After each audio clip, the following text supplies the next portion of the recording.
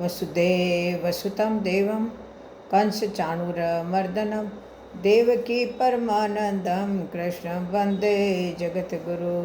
कृष्णं वन्दे जगद्गुरु। बोलो कृष्ण कन्हैया लाल की जय हो। शनि भगवान की जय हो। आज आपको एकादशी माता की जय हो। आज आपको अश्विनी मास कृष्ण पक्ष की इंदिरा एकादशी की व्रत कथा सुना रहे। युधिष्ठिर बोले, हे मधुसूदन, अश्विन कृष्ण पक्ष की एकादशी का क्या नाम है, यह कृपा करके मुझसे कहिए।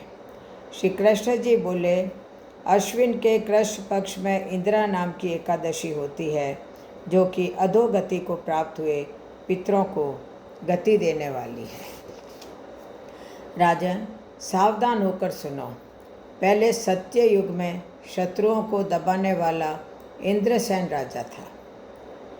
वह महिष्मतीपुरी में धर्म से प्रजा की रक्षा करता हुआ राज करता था। वह पुत्र पौत्र और अन्न धन से युक्त और भगवान का परम भक्त था। एक दिन राजा सुख से सभा में बैठा था। बुद्धिमान नारद मुनि आकाश में उतर कर वहाँ आए। उनको आए हुए देखकर राजा हाथ जोड़कर खड़ा हो गया। विधि पूर्वक अर्घ्य देकर पूजन करके आसन पर बैठाया। सुख से बैठे हुए मुनि राजा से बोले कि हे राजेंद्र, तुम्हारे सातों अंग प्रसन्न तो है, तुम्हारी बुद्धि धर्म में है, तुम भगवान की भक्ति करते हो ना। नारद जी का वचन सुनकर राजा बोला, हे मुनि श्रेष्ठ, आपकी कृपा से मेरी सब जगह कुशल है। आपके दर्शन से मेरी सब यज्ञ की क्रिया सफल हो गई। हे विप्रों, आप कृपा करके अपने आने का कारण कहिए। यह सुनकर नारद जी बोले, हे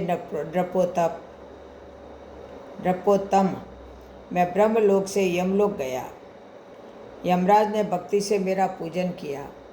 सुंदर आसन पर बैठकर धर्मात्मा सत्यवादी यमराज की मैंने प्रशंसा की।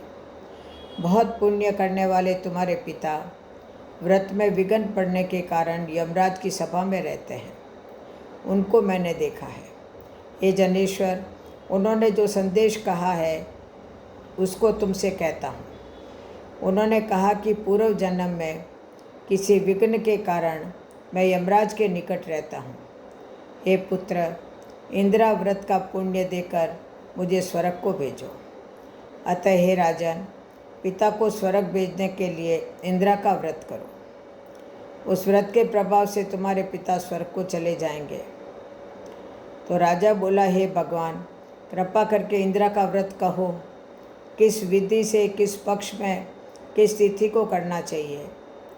तो नारद जी बोले, हे राजन, मैं इस व्रत की सुंदर विधि कहता हूँ। अश्विन कृष्ण पक्ष की दशमी को श्रद्धापूर्वक चित्त से प्रातःकाल स्नान करें। पितरों मध्याह्न के समय नदी आदि में स्नान करें। पितरों को प्रसन्न करने के लिए श्रद्धापूर्वक श्राद्ध करें। एक बार भोजन करके रात में भूमि पर शयन करें। प्रातःकाल होने पर एकादशी को दातुन कुल्ला करके मुख धोवें। फिर भक्ति भाव से उपवास के नियमों को ग्रहण करें।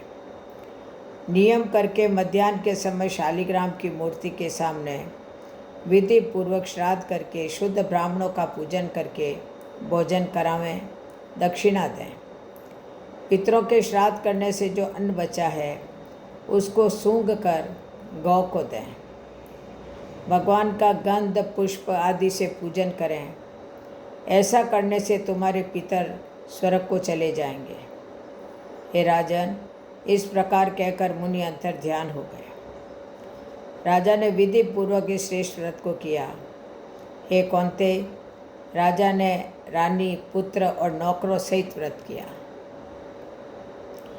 उससे आकाश से फूलों की वर्षा हुई।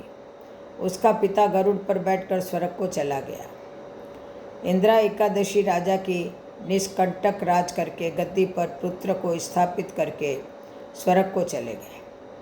ये इंदिरा एकादशी के व्रत का महत्व मैंने तुमसे कहा। इसके पाठ करने और सुनने से मनुष्य सब पापों से छूट जाता है। इस लोक में सब सुखों को भोग कर अंत में विष्णु लोक में बहुत दिन निवास करता है। फलाहार, इस दिन शालिग्राम भगवान का पूजन करें। इस दिन तिल और गुड़ का सगार होता है। बोलो एकादशी माता की जय हो, इंदिरा एकादशी की जय हो। जय जय श्री राधे, जय जय श्री कृष्ण।